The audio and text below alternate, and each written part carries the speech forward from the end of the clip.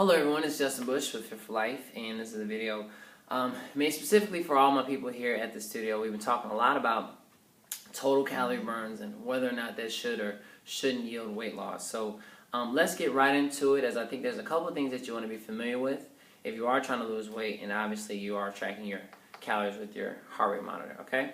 So what contributes to our calorie burn, right? So you work out, you look at your heart rate monitor and you see, okay, let's say it says 500 calories.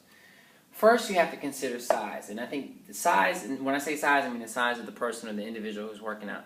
And this is where we really get in trouble when we start to compare ourselves to other people doing the same workout, right? So the larger you are and the more you weigh, typically the higher, that's a little plus sign, the higher your calorie burn is going to be, right? So if I have Jane, who's 6'5" and 250, and I have Susie, who is 5'7" and 130 pounds, then Jane's going to lose more, if I didn't get my names mixed up, okay?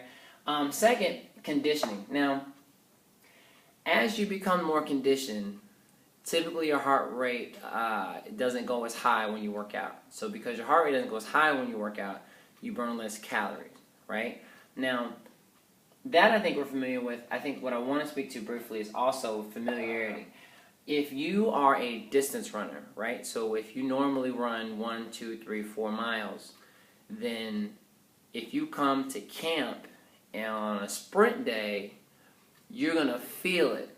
Whereas let's say if you come to camp on a time mile day, that's more along the lines of what you're already familiar with. You see what I'm saying? It works on the flip side as well. So in preparation for camp, let's say you're running hill sprints. So when it comes time to do hill sprints, you're more conditioned for it. It doesn't quite take you to that same place it would, let's say, if you hadn't done hill sprints for a year or so. Okay. Attitude. Attitude is a big one, and attitude I think is let's put a little minus here.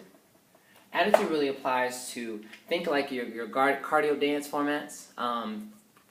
Exercise formats where you're supposed to really have fun and it's more about how you feel than necessarily the actual workout or exercise itself, right? So if you have a positive attitude towards whatever you're doing, this typically contributes to a higher calorie burn. And then lastly, duration, right? Now, obviously if you work out for 2 hours, you're going to have a higher calorie burn than 1 hour. If you work out for 4 hours, you're going to have a higher calorie burn than 2 hours. And what's really important to understand is that there are people that Tiffany and I personally know who work out every day for 4 hours plus, and they're not currently losing weight. So the science of that I'll get into in a different video, but I want you to know that with duration, you don't want to just say, okay, well, if I burn some calories is good, then more calories is better, so then why don't I just work out literally all day or close to it and then see what happens then? Okay, there's a point where it's no longer healthy for your body. So what is an actual good indication for a weight loss workout? You want to look at your average heart rate, right? And one thing I found amazing, especially once we added the Polar system, is that I could have 5 different individuals in the same class. Each of them could have a calorie burn that's different from another, anywhere like from 50 points. So somebody might be 500, somebody else might be 450, somebody else might be close to 600. All of their averages would range between 80 to 85%. So while their calorie burns, can be really different, their averages were just about the same. And to get 85, that means they were ranging somewhere probably between 82 and 90 for the majority of the workout. And the reason we care about that is because if you actually look up what it means to gain fat as well as lose fat, there's the processes, right? So lipogenesis is just a way of saying adding more fat, right? So gaining fat. Lipolysis is just a way of saying losing fat. Now, lipolysis is the one that we care about because I think most of us are trying to lose weight.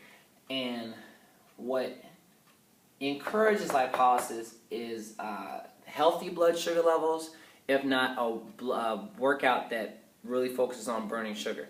And a workout that really focuses on burning sugar is going to give you an 85% average. So that's what, as a trainer, I really care about. Total calorie burns are great, But if you can get this 85%, then whatever calorie burn that goes with, then you can just go with that. So if 85% gets you 450, then shoot for 450. If 85% gives you 500, then shoot for 500. But 85% is really the most important number, okay? So I hope this was helpful. I'm sure I have some more follow-up videos to this, and send me any questions, okay? Take care.